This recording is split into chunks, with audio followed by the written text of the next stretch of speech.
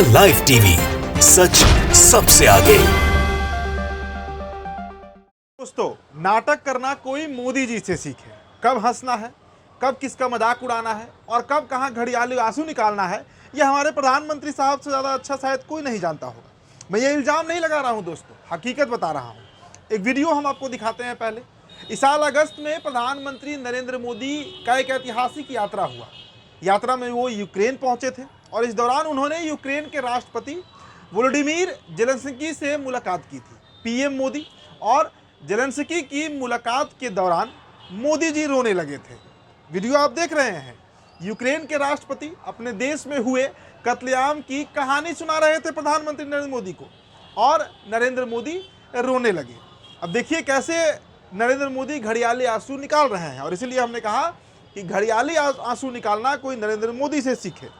आखिर सवाल उठता है कि नरेंद्र मोदी यूक्रेन गए थे, उन्हें क्या ऐसा दर्द हो गया कि वो वहाँ पर आंसू निकालने लगे। और हम ये सवाल इसलिए उठा रहे हैं दोस्तों क्योंकि अब आपको एक और तस्वीर हम दिखाना चाहेंगे। आपने देखा भी है हमारे चैनल पे आज ही वो खबर, महारानी लक्ष्मीबाई मेडिकल कॉलेज में शुक्रवार की रात आग ने कहर बरपा दिया।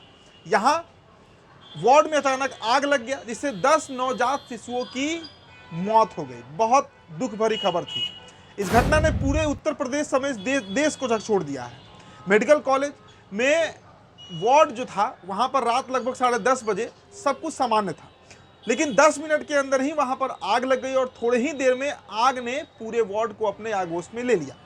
अब आप बताइए कि कहाँ है मोदी जी? ये जो मासूम मरे हैं, इनके माँ बाप की चित्कार जिससे पूरा देश दहल उठा है, कहाँ है मोदी जी? मोदी जी को क्यों सुनाई नहीं दे रहा? क्यों आंसू नहीं निकल रहे हैं मोदी जी के? ये तो अपने देश के बच्चे थे, वैसे बच्चे जिन्होंने अभी देश को देखा भी नहीं, दुनिया नहीं देखे, नवजात थे, और इतनी बेरहमी से इनकी मौत हो जाती है। लेकिन नरेंद्र मोदी नील बटा सन्नाटा है। आंसू छोड़िए, खबर तक नहीं आई कि मोदी जी के संज्ञान में यही बात गया है। मोदी जी हर चीज अपने फायदे और नुकसान के लिए करते हैं, लेकिन हर जगह फायदा और नुकसान नहीं देखना चाहिए। पीएम साहब, हमें पता है कि इस हादसे को लोग बहुत जल्दी भूल जाएंगे। इस देश में भूलने की बीमारी भी है, लोग भूल जाते हैं। कोई भी घटना हो, बड़ी घटना हो, छोटी घटना हो, लोग उससे भूल जाते हैं। लेकिन उन माँ बाप, वो 10 बच्चों के माता पिता के शायद जीवन भर का उनको दर्द मिल गया है। चलिए अगली खबर पर हम चलते हैं। 12 अक्टूबर की तारीख अगर आप लोग को याद होगी, मूर्ति विसर्जन हो रहा था, दुर्गा पूजा का समय था, देश के कई हिस्सों में हिंसा हुई थी। उत्तर प्रदेश उन हिंसों का केंद्र बना था। बहराइच में भी दंगा हुआ था। वहां प्रशासन का एक दोगलापन एक बार फिर सामने आया है। वीडियो में आप जिस महिला को देख रहे हैं, उनका नाम रियाना है। इन्होंने कैमरे पर अपनी आप बीती सुनाई है, अपना दर्द बताया है इन्होंने। इनके घरों पर हमला हुआ था। रियाना के पति और बेटे को गिरफ्तार कर लिया गया था उस समय, और जो पुलिस आई थी उस समय उनकी गिरफ्तारी करने, उन्होंने बोला था कि तुम हाय अल्लाह क्या कर रहे हो, राम राम कहो। ये वीडियो पहले आप देखें। हमारे आदमी मारे चले एक दिन था, तो हमें साहब मारे ना, बीमार हैं हमारे आदमी, हम ऐसे न कहें। पुलिस वाले गाड़ी भी दी, हमको भी दिया और हमारे आदमी को दिया। फिर उसके बाद कुर्सी जाते जाते कुर्सी उर्सी सब तोड़ने लगे, 6-7 ठो पुलिस वाले। ते घन हम इस पे चलाते देखे, ये पे चलाते देते। तुम ये सब क्या करे, तोड़ फोड़ क्यों करे? तो हमने ये सब क्यों करे, अल्लाह ये क्या करे? तो कहता अल्लाह क्यों कह रहे, राम राम कहो। तो दोस्तों, उत्तर प्रदेश का प्रशासन ऐसा ही है। कई बार ऐसे इंसिडेंट्स रिपोर्ट होते हैं, कई बार खबरें आती हैं कि प्रशासन जो है वो एक तरफा कार्रवाई कर रही है, लेकिन ये तो एकदम साक्षात गवाह है। ये महिला जिस तरह से बता रही हैं, आप समझ सकते हैं कि उत्तर प्रदेश का क्या हाल है। वहाँ पर मुसलमानों के साथ क्या हो रहा है। पुलिस वाला घर में घुसता है और कहता है कि हाय अल्लाह क्या कर रहे हो, राम राम करो, और फिर उनकी गिरफ्तारी भी हो जाती है। चलिए अगली खबर आपको बताते हैं जो असदुद्दीन अवैसी से जुड़ी हुई है।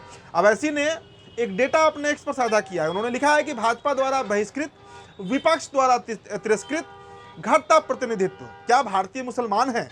आगे उन्होंने एक आंकड़ा साझा किया है। 2014 में सभी राजनीतिक दलों ने मिलाकर 320 मुस्लिम उम्मीदवारों को टिकट दिया था, अपनी अपनी पार्टियों से उम्मीदवार बनाया था। 320 उनकी संख्या थी।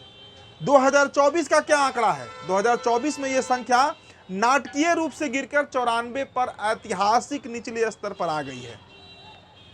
बीजेपी की बात छोड़ दीजिए, बीजेपी तो खुला कहती है कि मुसलमानों को टिकट नहीं देंगे, हम हिंदुओं की पार्टी हैं। लेकिन वैसी पार्टियां जो मुसलमानों की हिमायती बनती हैं, कांग्रेस, अब बिहार में देखिए 17% मुसलमान हैं, जाति जनगणना के अनुसार टिकट 2 दिया जाता है। 14% यादव हैं, टिकट 12 से 15 दिया जाता है।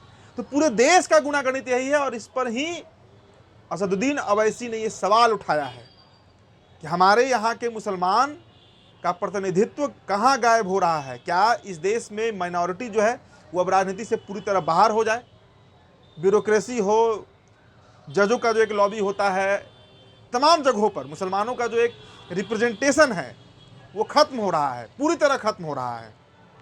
2014 में आप सोचिए जो आंकड़ा 320 पर था मुसलमानों के टिकट देने का, देखिए जीतना और हारना एक अलग चीज़ है, हार जीत होना चुनाव का हिस्सा होता है, लेकिन टिकट मिलेगा तब तो वो लड़ेंगे और तब तो वो जीतेंगे या हारेंगे। जब मैदान में है ही नहीं, रेस में मुसलमान रहेंगे ही नहीं, तो काहे का हार और काहे का जीत। और यही आंकड़ा असदुद्दीन अवैसी ने शेयर किया है, साझा किया है। भारत की एक तस्वीर भी उन्होंने दिखाई है जिसमें अलग अलग रंग से कई तरह की बातें इसमें कही गई हैं, लेकिन मूल सवाल वही है कि भारत के मुसलमानों का प्रतिनिधित्व कौन सी पार्टी दे रही है। बीजेपी को एक्सक्लूड कीजिए, अन्य पार्टियों से आप सवाल जरूर पूछिएगा। अब अगली खबर अंबाला की है। अंबाला हरियाणा से है। वहां 5 मुस्लिम व्यक्तियों को गौमांस रखने के आरोप में गिरफ्तार कर लिया गया। कपड़े सिलने के कारखाने पर गौ रक्षा दल और पुलिस ने गुप्त सूचना के आधार पर छापेमारी की और 5 लोगों को पूरा पुलिस जो है वो हिरासत में ले ली है। देखिए सबसे बड़ी इस खबर में तथ्य यह है कि कोई सबूत नहीं मिला है, कुछ पकड़ा नहीं गया है। मतलब अगर वहां पर गौमांस मिल भी जाता तो थोड़ा तथ्यात्मक होता, बात समझ में आती कि चलो कुछ तो सबूत मिला, लेकिन ऐसा कुछ नहीं हुआ। अचानक से जो गौ रक्षा दल है और पुलिस का जो एक दल है वो पहुंचता है कपड़े की दुकान पर और वहां पर कपड़े सिलने वाले के कारखाने में, और वहां पर उनकी गिरफ्तारी कर ली जाती है और अभी तक उनकी रिहाई छोड़िए, इस पर खबर भी नहीं बनी है। नेशनल मीडिया को इससे कोई लेना देना नहीं है।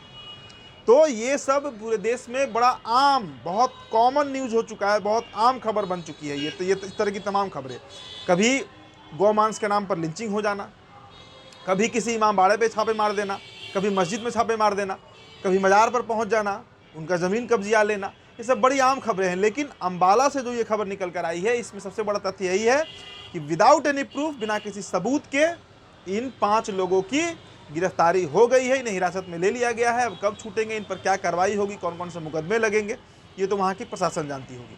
फिलहाल इस रिपोर्ट में इतना ही, इस चर्चा में इतना ही। मेरा नाम उदित तारन है। द लाइव टीवी पर ये वीडियो आप देख रहे थे। अगर आपको हमारा वीडियो अच्छा लगता हो तो आप इसे लाइक शेयर जरूर कीजिएगा। फेसबुक पेज पर देख रहे हैं तो इसे शेयर जरूर कीजिएगा, साझा जरूर कीजिएगा। बहुत बहुत शुक्रिया। द लाइव टीवी, सच सबसे आगे।